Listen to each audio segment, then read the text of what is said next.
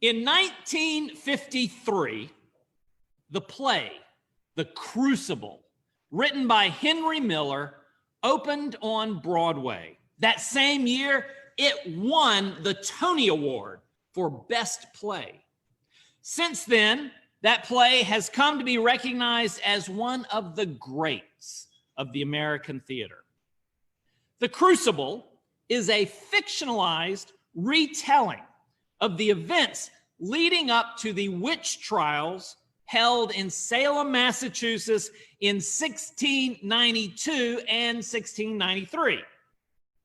But on another level, the play is also an allegory for America in the 1950s in the grips of McCarthyism. McCarthyism was the U.S. government's persecution of people accused of being members of the Communist Party. The term McCarthyism was coined in 1950 and refers to U.S. Senator Joseph McCarthy, who loudly asserted that members of the Communist Party worked within the U.S. State Department and were undermining our democracy. McCarthy would go on to find communists at every level of society. And McCarthyism, the term, describes the practice of making accusations of subversion or treason without proper regard for evidence. McCarthyism reached its peak in the 50s with McCarthy brandishing his list of suspected communists. And in this fervor, innocent lives were destroyed. People were imprisoned on charges that were later dropped. Like the witch trials in Salem, McCarthyism represented a dark moment in American history. And the question is, did we, as a nation, learn anything from this experience? Were we the people able to change course? Henry Miller titled this play, The Crucible. And a crucible is a container used in the process of smelting metals. A crucible must withstand the extreme heat required to melt and purify ore. The crucible is where change takes place. The crucible is where the desired metal is separated from its impurities. It is trial by fire. Anything entering into the crucible is transformed.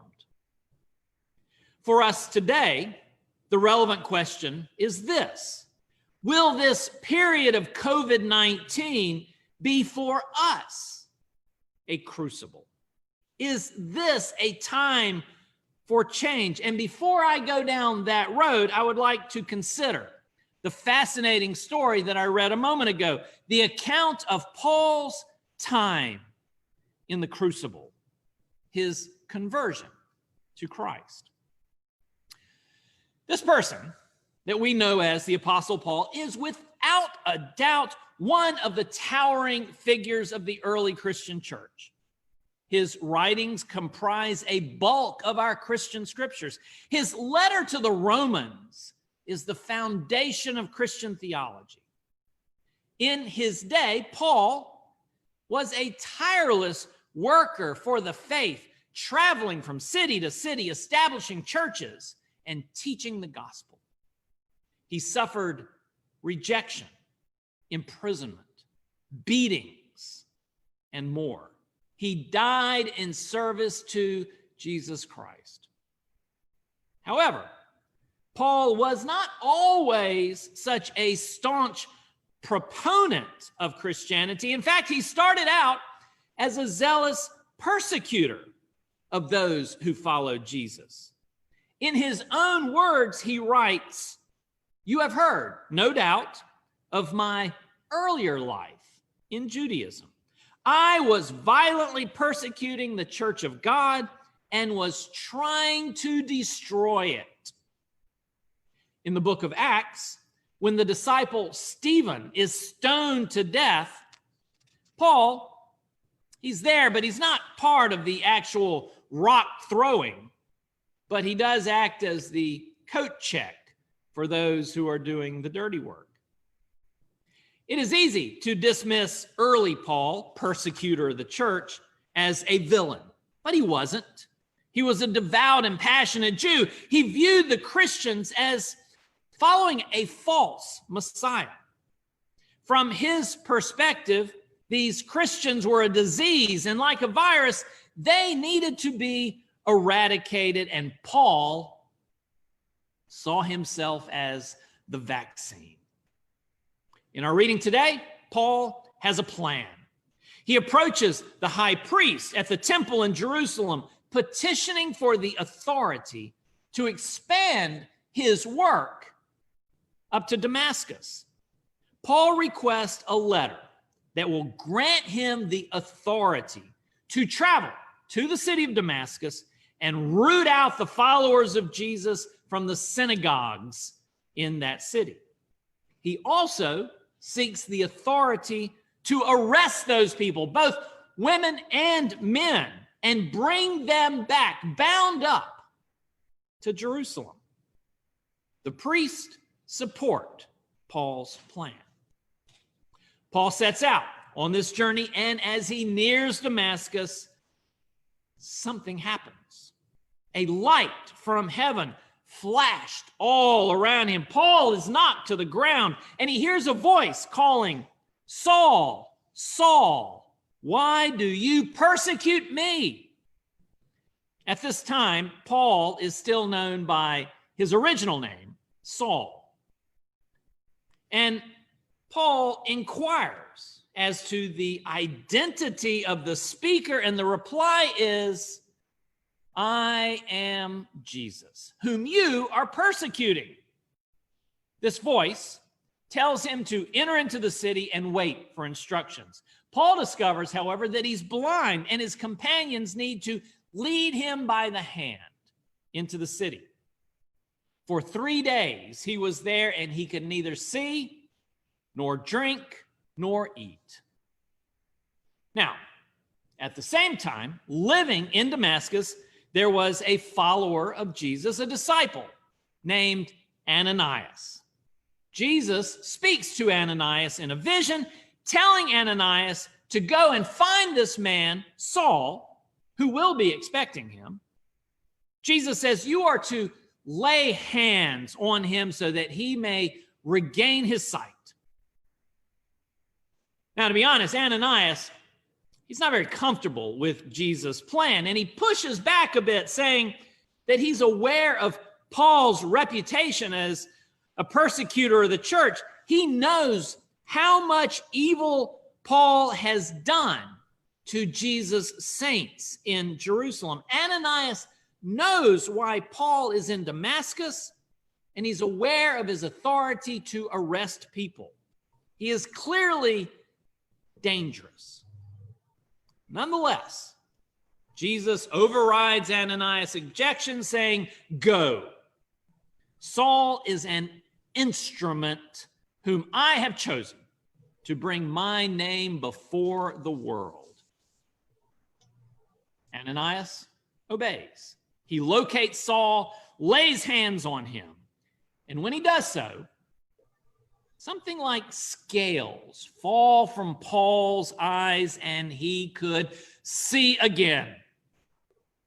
Saul is baptized, and he remains with the disciples in Damascus for several days. He then enters into those synagogues, and instead of rooting out the followers of Jesus, he proclaims to everyone, Jesus is the Son of God. For Paul, this time in Damascus was a crucible moment, a moment of testing. He had been on what he believed to be a mission in the name of God, endorsed by the power of his government.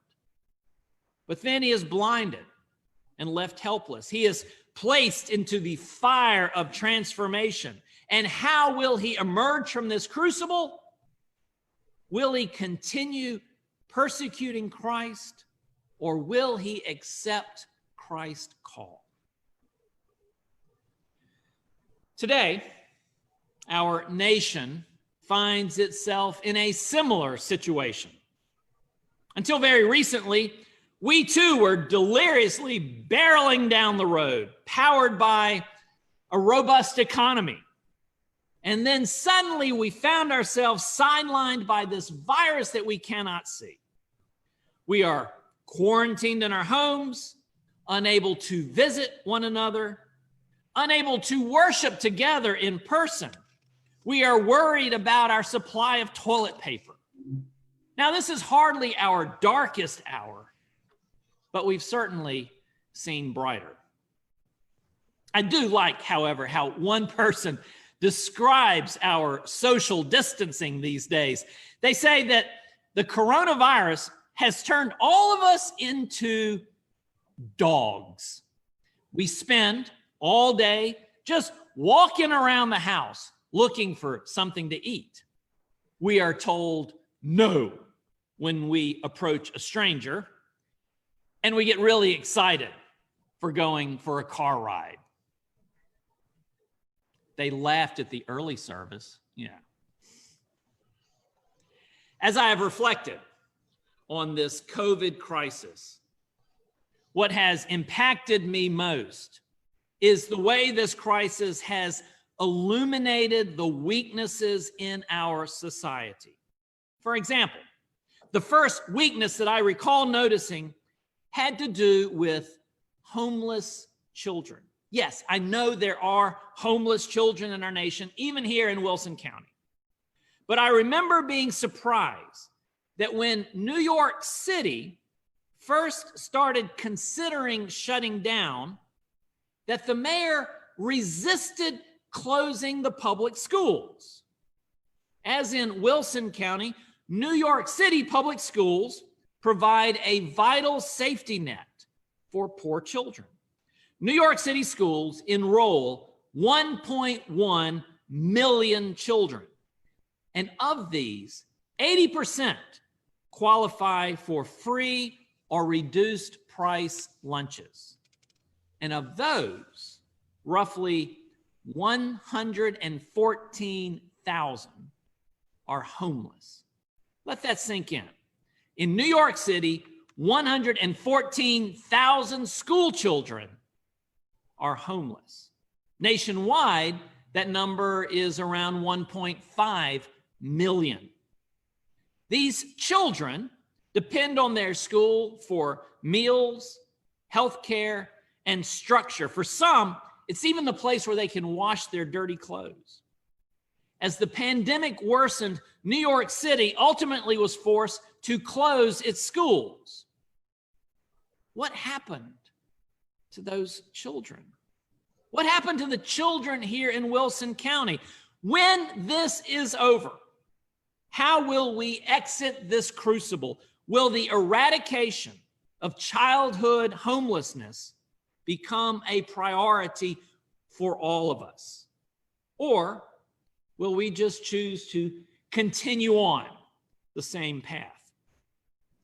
The virus has also highlighted the inequities in the healthcare system. The data is still incomplete, but we are discovering that the COVID virus is disproportionately killing people of color. In Louisiana, for example, African Americans comprise 32% of the overall population, and yet represent 70% of COVID deaths.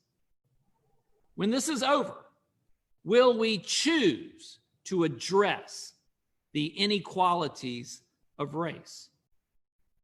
Here's something else that I learned recently. In hospitals, in most U.S. hospitals, the emergency room personnel are managed by third-party staffing companies.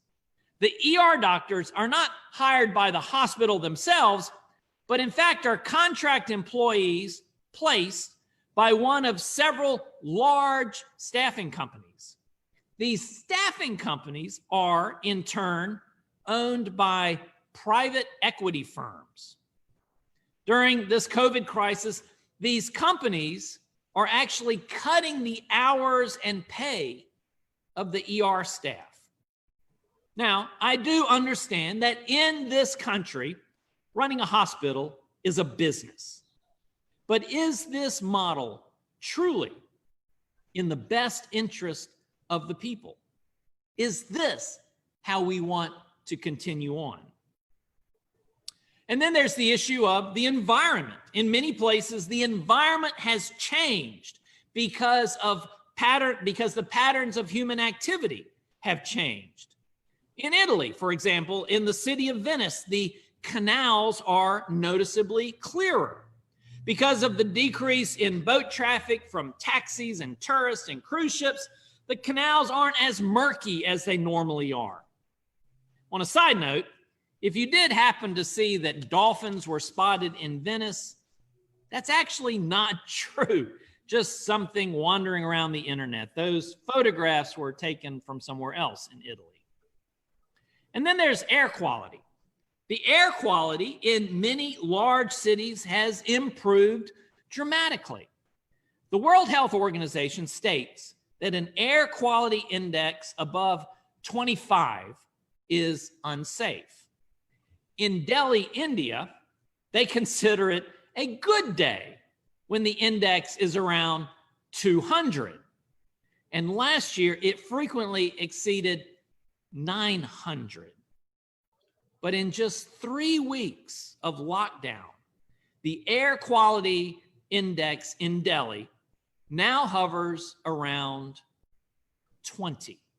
The sky is blue. And in addition, scientists are concluding that this air pollution does increase the chance of dying from COVID-19. So the question is, when this is over, will we try to figure out how to enjoy both a robust economy and a healthy environment?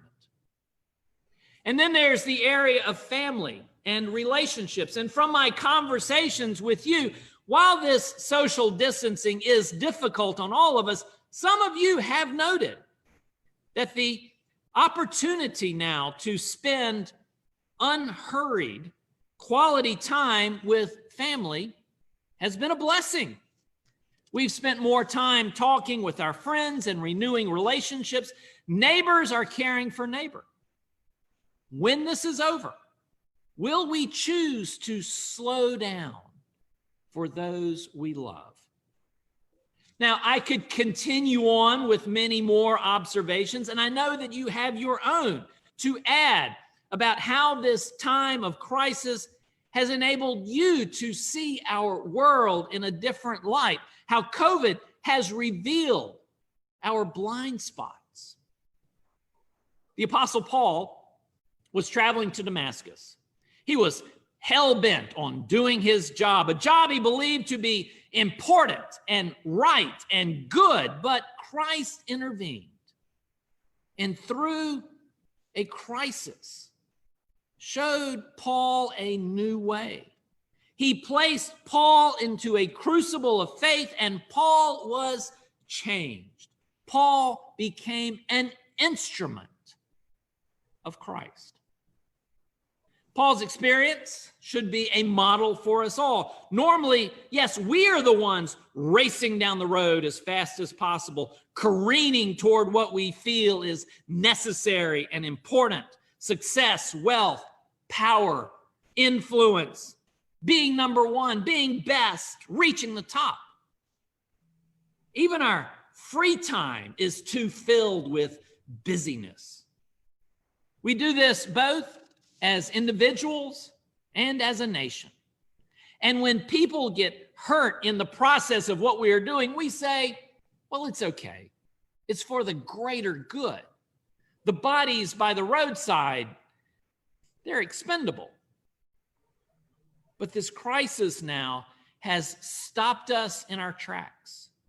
And in this present blindness, we can see how our way is out of alignment with God's demand for love and for compassion. Jesus told a story about this. He told about this man who was traveling down a road, and the man is attacked by thieves who beat him and take his stuff and then leave him there by the road for dead.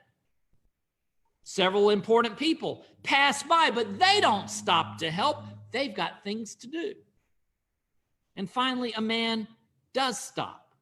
A man with no reason to help, but he stops and he acts neighborly and cares for the wounded man by the road.